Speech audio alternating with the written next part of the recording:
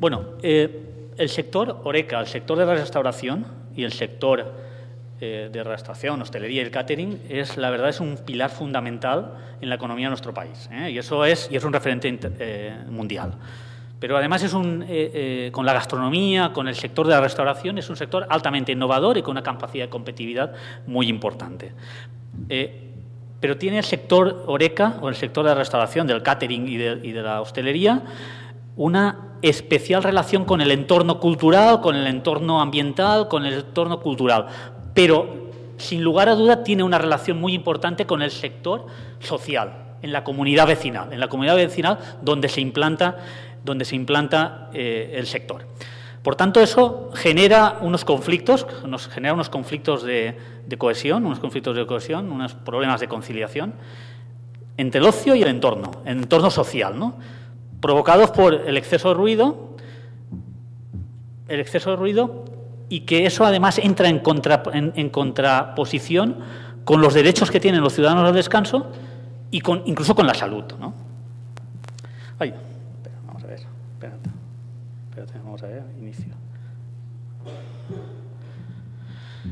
Bueno, pero sin lugar a duda, el problema del ruido, el problema de la contaminación acústica es un problema municipalista, es un problema que hay que tratarlo desde el ámbito municipal. Y es un problema que la solución debe estar en el ámbito local. Es verdad que la sociedad ha ido evolucionando y conforme ha ido evolucionando, el nivel de ruido en la sociedad ha aumentado, ¿no? Y eso desde el Congreso de Medio Ambiente de Naciones Unidas del año 72 ya se declaró el ruido como un elemento de contaminación.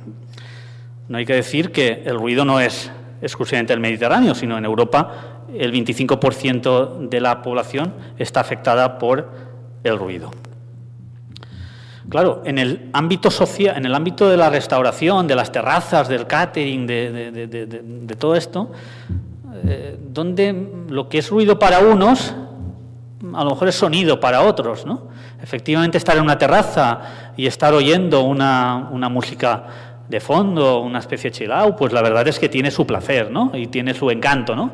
Y eso lo que por una parte sería sonido para unos usuarios y por otra parte podría ser ruido para otros ciudadanos que necesitan descanso o necesitan trabajar. ¿Cómo enfocamos el problema? Los técnicos a veces tenemos que acudir a la legislación para ver cuáles son las directrices, porque no lo podemos hacer todo, es decir, tenemos que adaptarnos a un marco normativo. Entonces, el marco normativo que yo he indagado en un principio, pues es la ley 37/2003 de ruido del 17 de noviembre, que de alguna forma ahí habla de zonas, en el artículo 25, habla de zonas de protección acústica especial, donde cuando se detecta esta situación hay que hacer un plan de acción, un plan tal, y luego, si eso no se resuelve, hay que declarar la zona como situación acústica especial. Yo creo que a veces no podemos evitar esto, pero creo que tenemos que ser un poco más proactivos en quedarnos en zonas de protección acústica especial y ver si los planes de acción cumplen su función. Es decir, si los planes de función no cumplen su función y no consigo bajar el ruido, pues la declaración de una zona como situación acústica especial pues no nos solventa el problema, pero bueno, por lo menos sabemos bajo qué servidumbres tenemos que convivir. Nosotros redactamos en el año 2012 un plan de acción contra la contaminación acústica, hicimos nuestro mapa acústico y detectamos en un principio 3 fuentes de ruido, ¿no? El tráfico, pues, importante, detectamos una serie de medidas.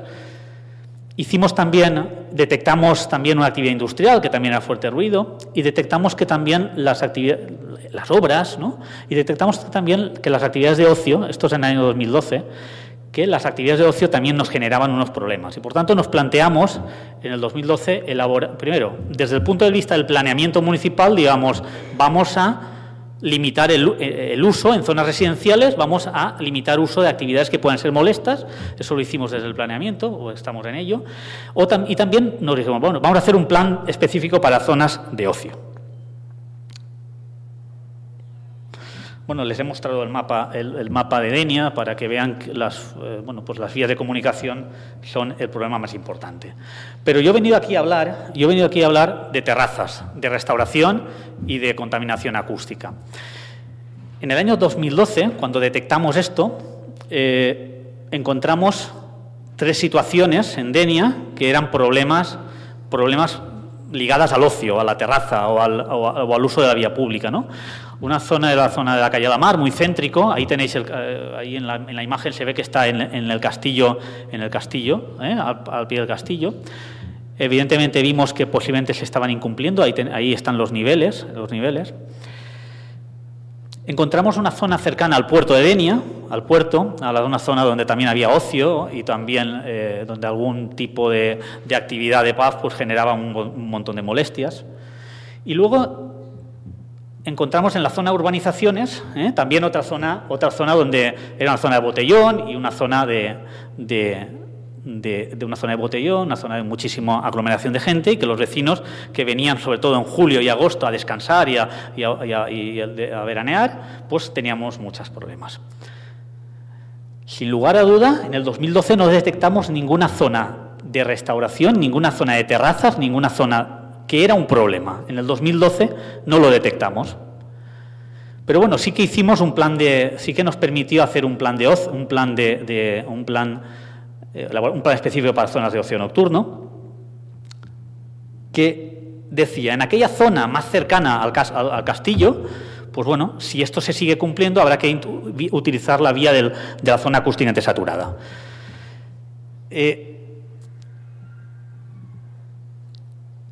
En la legislación valenciana, lo de las zonas acústicamente saturadas viene recogida en un artículo perfectamente y está perfectamente tasado. Es algo totalmente, si se superan 20 decibelios el nivel objetivo de calidad acústica en una zona, se mide diferente de día que de noche. Si eso se supera durante 3 semanas consecutivas, 2 veces a la semana o durante 3 alternas en un periodo de 35 días, se cumplen las condiciones para declarar zona acústicamente saturada. La declaración de zona acústicamente saturada pues tiene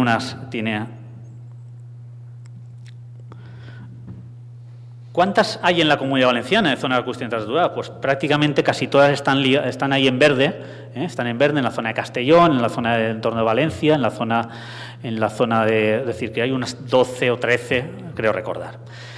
Es decir, y todas están ligadas a la costa. Aquel problema que a nosotros no nos aparecía, en el 2012, nos apareció en el 2014. En el 2014 hay una calle, la calle Loreto, de unos 500 metros, donde se produce ahí la imagen, donde prácticamente todos son locales de restauración con la gastronomía. Justamente en el 2014, Denia consigue el distintivo de la UNESCO, que sea ciudad creativa de la UNESCO de la gastronomía. 8 ciudades en el mundo comparten esta distinción y, por tanto, supuso un boom para el tema gastronómico y del turismo gastronómico, ¿vale? Y a esta calle, que no nos aparecía en el 2012 como problema de molestias, nos apareció y, por tanto, tuvimos que dejar aquellas zonas y intentar conciliar el descanso con los hosteleros en esta zona. Hicimos unas mediciones, una campaña en el 2015, los puntos amarillos que tienen ahí en 2015 nos salió positivo, que se superaban los niveles que decía la Generalitat Valenciana para declarar zona acústicamente saturada. Nos esperamos en el 2016 y ampliamos la zona de actuación, y los puntos a la izquierda, a su izquierda, los rojos, también salieron, es decir, los puntos amarillos ya salieron en la campaña de 2015, los puntos en rojo salieron en la campaña de 2016 y el verde no salió, por tanto, cortamos allí y de alguna forma declaramos, iniciamos el expediente de declaración de zona acústicamente saturada. Yo no he venido aquí a hablar de zona acústicamente saturada, he venido a hablar de medidas de concienciación, de medidas de comunicación y de instrumentos y sensores que nos permiten gestionar esa zona acústicamente saturada. El inicio de expediente, lo que hicimos en un principio es, como medida cautelar, suspendimos todas las nuevas licencias. Prácticamente, no, es que no había ninguna que dar, porque prácticamente todos los bajos ya tenían licencia, con lo cual, bueno, pero lo tuvimos que tomar como medida cautelar. Luego, la declaración de la zona acústica saturada tiene que llevar un informe vinculante y preceptivo de la Administración Autonómica, ¿vale? Ese informe llegó de la Administración Autonómica y, por tanto, ya se implantó la zona acústica saturada con ya medidas correctoras. Las medidas correctoras fueron muy claras, aunque aquí hay 5 diapositivas, las voy a resumir. Mantenemos la suspensión de nuevas licencias, incluso suspendemos las nuevas terrazas que pueden haber, es decir, si a la fecha de la foto fija de 2016 un señor no tenía terrazas, no va a poder tener terrazas, ni incluso incrementar el número de terrazas, ¿vale? Establecimos que los establecimientos, es decir, en la Comunidad Valenciana hay una orden de presidencia que fija cuáles son los horarios para el periodo anual, ¿vale? Pero siempre permite, a diferencia de Lleida, a diferencia de lo que creo que en Cataluña, permite que los ayuntamientos puedan prorrogar esa hora una hora más. Nosotros lo que hicimos es decir, no, este año en la zona de la calle Loreto no vamos a prorrogar. Incluso Lleida lo que hace es todo al revés, es decir, no, a corto, ¿no? Bueno, pues nosotros decidimos no prorrogar. Más un control policial, un autocontrol acústico, es decir, los propios establecimientos tienen que ser los primeros en que cumplan la normativa acústica y, por tanto, tienen que autocontrolarse con un libro de control sus propias mediciones del nivel de ruido. ¿Por qué? Porque cuando se declara una zona ZAS estamos hablando el tratamiento en conjunto de la zona, pero cada uno de los individuos cada uno de los establecimientos tiene que cumplir. Cambiamos la forma de gestionar los servicios de limpieza, y esto era muy importante porque desmontaban a la 1 las terrazas, a las 3, a las 2 pasaba el camión a recoger la basura, a las 5 pasaba el baldeo, la barredora pasaba a las 6, es decir, los ciudadanos ahí tenían muchos problemas. Por tanto, dejamos permitir que descansaran los ciudadanos, se cierran las terrazas y nuestros servicios empiezan a las 6 de la mañana. Pero, sobre todo, el punto más importante es la prevención en materia de concienciación. Instalamos cartelería, hicimos una campaña de comunicación, estamos en ello, generamos unos dípticos, hemos colocado unos semáforos acústicos, 3 semáforos acústicos en la vía pública, en la propia calle Loreto, conectados, que un poco ahora entraré. Y hemos establecido un programa de colaboración con una asociación de hostelería allí para que sean ellos los verdaderos partícipes. Creamos una comisión de seguimiento formada por políticos técnicos de todas las áreas municipales que abrimos 1 o 2 veces al año a toda la ciudadanía implicada en la calle y al sector de la hostelería. Hicimos una campaña, hemos hecho una campaña con un eslogan. A la entrada de la calle Loreto aparece este mensaje, entonat, ¿no? Que es, pues entónate, ¿no? Es decir, es bueno, pues una zona de restauración, no es una zona de copas, es una zona de comida, de terraza, de disfrutar de la noche. Hicimos esta campaña, explicamos al ciudadano a través de folletos que es una zona ZAS, la hemos denominado zona acústicamente sostenible o saludable, no saturada. Hicimos una campaña repartiendo posavasos transparentes a los hosteleros, ¿no? Para que de alguna forma sean los propios hosteleros sean partícipes de esa solución a un problema. Hemos colocado 3 semáforos acústicos, están en fachada, de alguna forma están conectados a policía local, conectados vía móvil, tienen cada semáforo acústico, tiene una tarjeta como un móvil y tenemos lecturas continuas, con lo cual la policía y yo pues, sabemos si las terrazas cumplen o no la hora de desmontaje, es decir, con lo cual, y además vamos luego a enseñar una gráfica para que veamos por qué me sirve eso a mí, porque en esas comisiones de seguimiento yo muestro los datos del periodo anterior, porque además va registrando y eso es importante para que todo el mundo sepamos. No hemos llegado a lo que cada ciudadano tenga un sonómetro, la participación, pero bueno, de alguna forma mostramos estos datos en la comisión de seguimiento. Porque la idea de la zona ZAS es reducir los niveles y no levantar la suspensión y que la zona de calle Loreto consiga los niveles permitidos por la normativa, ¿vale? Estratégicamente distribuimos esos 3 semáforos en las 3 zonas donde nos daban, en las fachadas, en las propias fachadas de los propios restaurantes y de los propios bares.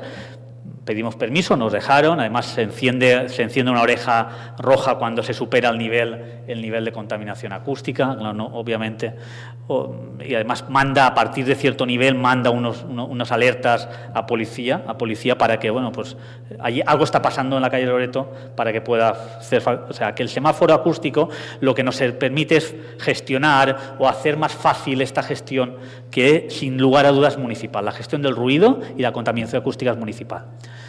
Bueno, los niveles estamos ahora en 60, en 50, en 50. Esa línea continua es que esa imagen está sacada el día que cambiaron la hora, el día que pasamos de las 2 a las 3, por tanto el registro aparece una línea continua, ¿no? O sea que estamos en niveles que sí que hemos conseguido bajar de esos 65 que teníamos, es decir, el nivel de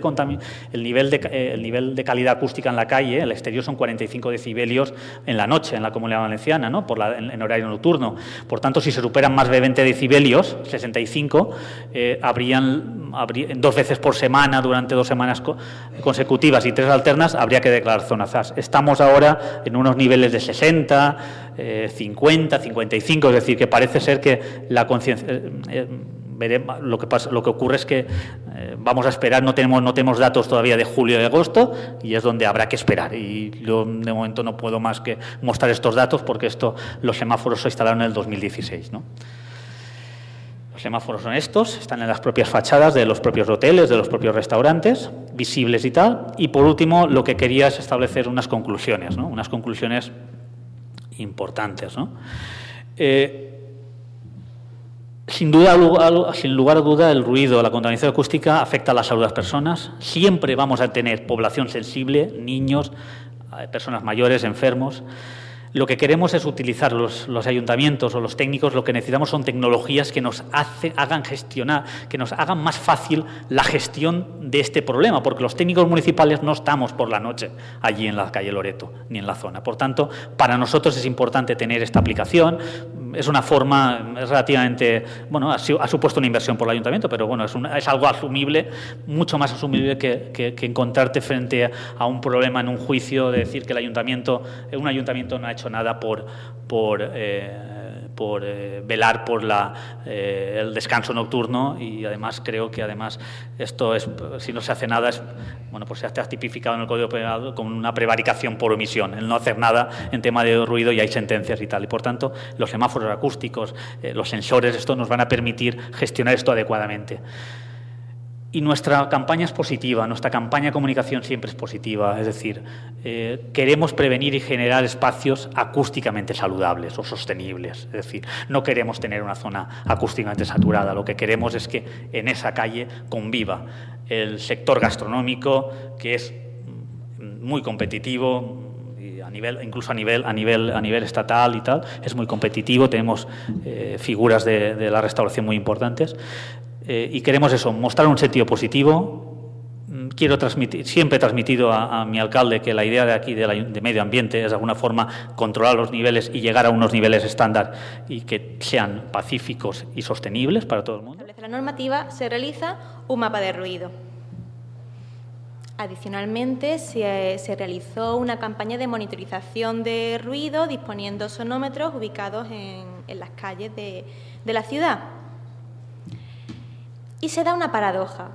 Si comparamos el mapa que nos salía de la monitorización, vemos que las calles en las que existe una mayor incidencia de ruido, en el mapa de ruido, esas calles están en blanco. Parece como que no hubiera molestia. Esto se debe a un defecto existente en los algoritmos de realización de mapas de ruido, porque no contemplan el ruido de ocio, no contemplan las actividades de hostelería. Cuando es este tipo de ruido el que normalmente causa más molestias y más quejas provoca. Aquí me gustaría hacer un inciso porque precisamente este es el problema que queremos resolver con nuestro proyecto de mapas de ruido reales, ya que lo que tratamos es tener un mapa que esté constantemente actualizado y con ruido real, de manera que las administraciones tengan una herramienta real para hacer el planeamiento urbanístico y poder tomar decisiones fundadas. Pero no solamente en Málaga hemos podido analizar la problemática de este tipo de ruido. También estuvimos en la Comunidad Valenciana, en la zona de Alicante más concretamente. Allí fuimos invitados por alcaldía y pudimos conocer de primera mano el ruido de ocio que provoca el tardeo alicantino. Que bueno, probablemente lo conozcáis, pero el tardeo es la costumbre de, bueno, a media tarde ir a tomar algo y sentarse en una terraza. Y bueno, empezamos a pensar y dijimos, oye, pues a la hora de instalar este producto en cualquier establecimiento real, vamos a tener una casuística inmensa. Entonces, hemos diseñado diferentes sistemas de plegado para que se pueda adaptar a cualquier condición. En este otro caso, lo que hacemos es disponer una tarima que eleva levemente el piso donde se colocan los usuarios. Y los paneles, a través de unas guías, se van deslizando y quedan ocultos en este espacio. Este sistema presenta la ventaja de que la tarima también puede ser tratada con un sistema absorbente o antiimpacto, de manera que la eficacia va a aumentar en bastante medida. Y además puede ser decorado con barandillas perimetrales, maceteros, elementos decorativos, de manera que se facilite la integración. Por último, en este sistema, el techo de lo que sería el toldo está compuesto igualmente de paneles, pero van machimbrados de manera que se permita su giro. El toldo, uno de los extremos, va unido a un cilindro que lo permite enrollarse. Este cilindro lo colocaríamos debajo de algún voladizo de un balcón o incluso en el interior del local. Estos son los sistemas que nosotros tenemos establecidos y estandarizados, pero quiero decir que nosotros trabajamos cada caso de forma específica, estudiando las condiciones, pues, los requerimientos que tiene el cliente, las condiciones que nos ponga cada administración y los requerimientos técnicos que se necesiten en cada caso. Por ejemplo, os voy a contar el caso de Alicante. En Alicante, allí tenían, sus terrazas son de tipo velador, que se sitúan en el centro de un vial. Los viales, la mayoría de las ocasiones, eran peatonales. En este caso, se permitían estructuras de tipo fija. Pero estuvimos analizando la situación y vimos que si hacíamos un modelo fijo, teníamos el problema de que pues, los camiones de bomberos, de ambulancia, cuando había una emergencia, no podían pasar. Entonces, propusimos hacer un sistema híbrido. Tenía una parte fija y otra parte móvil, de manera que cuando se pliega este sistema pueden pasar sin problema este tipo de vehículos. En cuanto a la parte estética, propusimos dos modelos diferentes. El primero de ellos tenía unos soportes con unos elementos realizados en forja que adornaban estos soportes, de manera que la estética era totalmente igual a la del mobiliario urbano y al de las farolas. Y la segunda propuesta, que es esta que veis aquí, a los soportes se le incluían unas vidrieras o un plástico con un vinilo que imitaba estas vidrieras con una iluminación interior. Al final se escogió este sistema porque nos comentaron que pensaban que iba a dar una estética muy especial al vial y que podía ser incluso atractivo turísticamente. En Málaga hemos realizado un prototipo de este sistema. El prototipo se ha realizado en una cafetería emblemática, que es el Gran Café del Río, que está situada en el bajo del Hotel Ibis. El hotel se había quejado en multitud de ocasiones del ruido provocado por la terraza de este establecimiento. Y el establecimiento pues contactó con nosotros pidiéndonos que le diéramos una solución y pensamos, oye, pues vamos a hacer el primer prototipo. El prototipo se realizó en la terraza, que tiene 50 metros de largo y 4 metros de ancho. El sistema de plegado que escogimos en este caso fue el de deslizamiento de paneles, que se ve que están como tejas. Y el panel utilizado fue el modelo F-Rock Acoustic de Metal Panel. Previo a la construcción del prototipo, en la fase de proyecto, desarrollamos una tabla para poder catalogar los resultados que pudiéramos obtener a la hora de evaluar esos valores que obtuviéramos finalmente. Pensamos que nuestro valor mínimo aceptable sería entre 2 y 5 decibelios, porque valores inferiores a este son fácilmente obtenibles con un textil fonoabsorbente y entonces, bueno, no tenía sentido utilizar este sistema. Y consideramos valores excelentes si conseguíamos una atenuación superior a 12 decibelios. Una vez construido el prototipo, pasamos a realizar la medición. Esta medición la hizo una empresa independiente, de hecho fue subcontratada por el propio Ayuntamiento de Málaga. Hicimos la medición en 3 fases. En primera planta, la hicimos la primera medición sin el toldo, posteriormente la hicimos con el toldo desplegado y la tercera medición fue en la misma ventana con el toldo desplegado y unos cortavientos plásticos en los laterales, el textil este que se suele utilizar en las terrazas.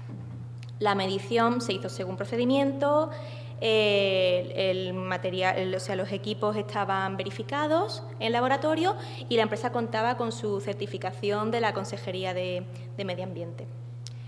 Bueno, la verdad es que los resultados obtenidos han sido muy positivos porque hemos obtenido una atenuación con respecto a primera planta de 14,5 decibelios, valor que se puede aumentar hasta 16,2 si se incluyen esos cortavientos laterales.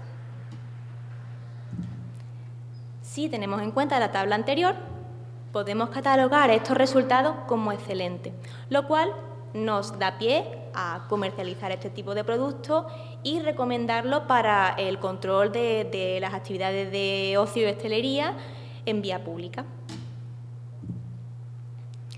Pero hay veces que no solamente quieres proteger la vivienda superior, hay veces que también interesa proteger la vivienda que está al otro lado de la calle o viviendas que están a los laterales del toldo.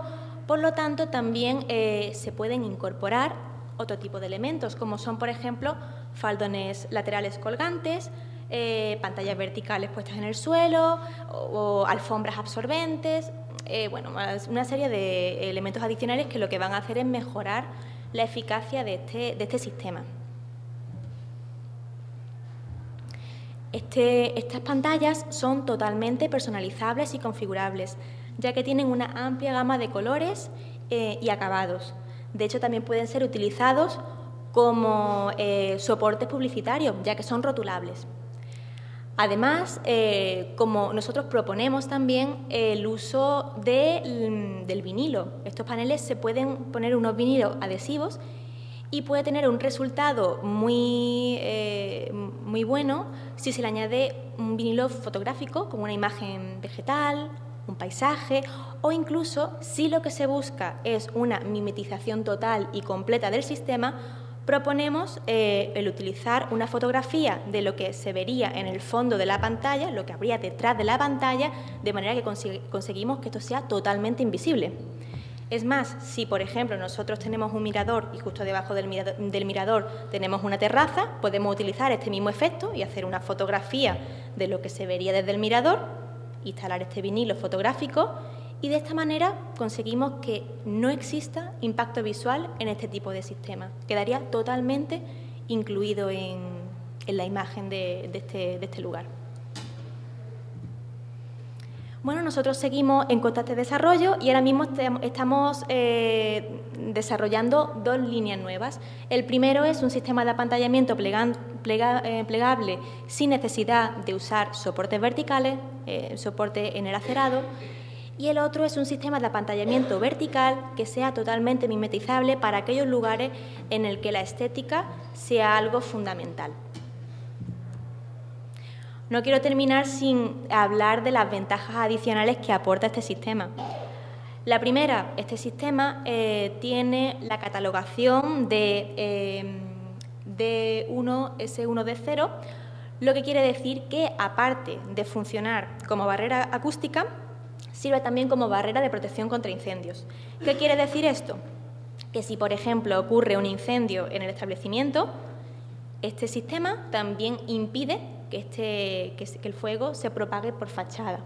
Tengamos en cuenta que estos establecimientos normalmente tienen cocinas industriales y tienen una carga de fuego bastante elevada.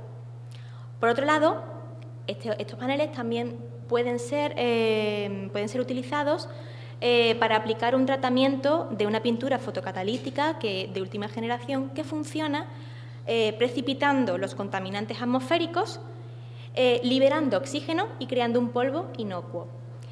De manera que conseguimos un efecto depurador y que produzca un aire más limpio alrededor de este lugar.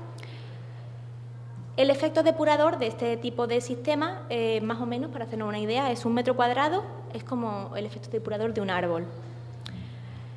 Y con esto podríamos conseguir una implantación más fácil y más aceptada por los vecinos.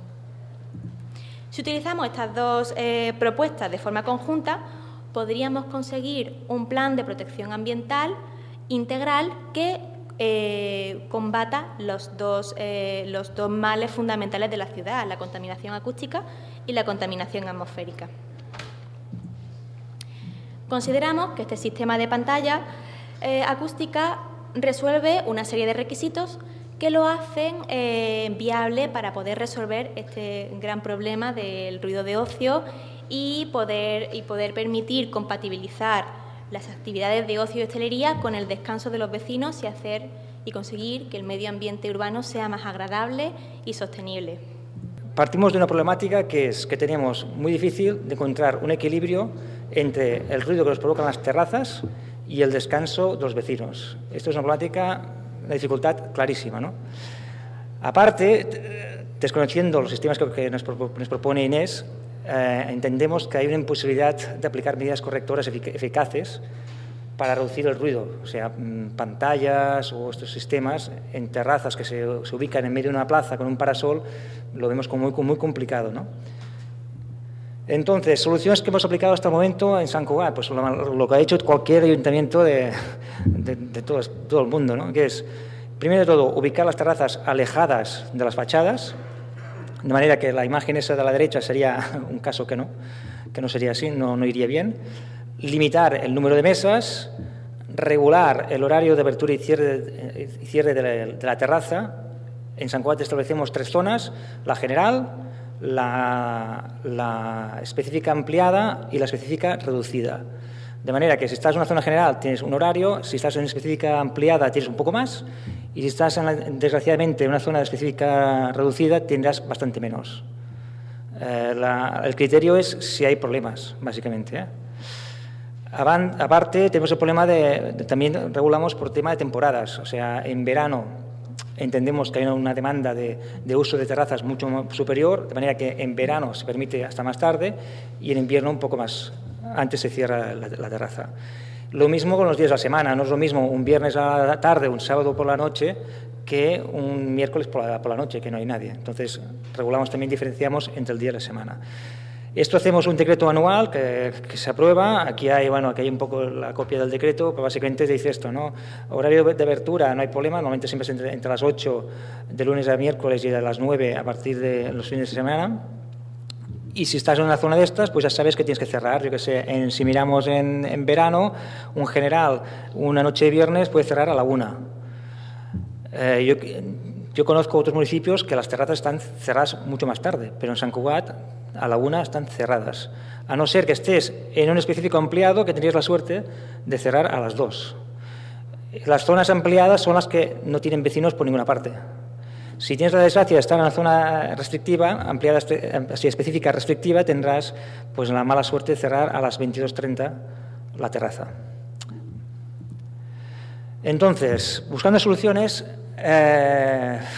lo que hicimos es pensar un poco cómo conseguir mejorar la convivencia y el civismo de los usuarios y peatones de la vía pública respecto a los vecinos. Entonces, el año pasado se empezó una campaña que se llamaba A la nit desperta el tu civisme. Esta campaña era la típica campaña con banderolas, con flyers y esas cositas. Bueno, tiene el impacto que tiene. Luego también tenemos en cuenta que Sant Cugat está muy por el tema de Smart City. Sant Cugat como municipio va apostando cada vez más para intentar conseguir aplicar tecnología Smart City para hacer más eficientes los servicios y mejorar la calidad de vida de los ciudadanos. Y entonces salió a propuesta de la empresa de alumbrado público que hay en Sant Cugat, que es Citelum, una propuesta que probamos el año pasado con un sensor y este año lo hemos implementado, de buscar una manera de informar, indicar de forma amable, no de forma violenta, ni coercitiva, ni agresiva, tanto a los peatones como clientes de las terrazas, que cuando hay mucho ruido, por favor, bajen el tono de voz, ¿vale? Para intentar respetar el descanso vecinal. La idea es buscar empatía, complicidad al ciudadano y que entienda de que nos gusta a todos mucho estar en la terraza, pero cuando estamos en casa y tenemos la terraza justo abajo, pues nos puede molestar, ¿no? Entonces, la campaña de este año sería baja el volumen, sube la empatía. Entonces, para que quede claro, porque nosotros hemos implantado este sistema en una plaza y hemos tenido muchos problemas con los establecimientos. En unas cuantas reuniones un poco tensas hemos intentado transmitirles de que, primero de todo, la idea no es multar a los peatones que hagan ruido, no es tampoco multar a los clientes de las terrazas, tampoco es para multar a los responsables del establecimiento, sino que lo que se trata es proporcionar una herramienta que puede ser útil para los establecimientos, para los responsables de los establecimientos y también para los clientes, de aviso, para darse cuenta de que quizás mejor pasárselo bien, pero sin hacer mucho alboroto, ¿vale? Entonces, el funcionamiento ya está en marcha desde el sábado pasado. La idea está que tenemos una plaza con terrazas de bares, tenemos 4 sensores colocados en la misma farola.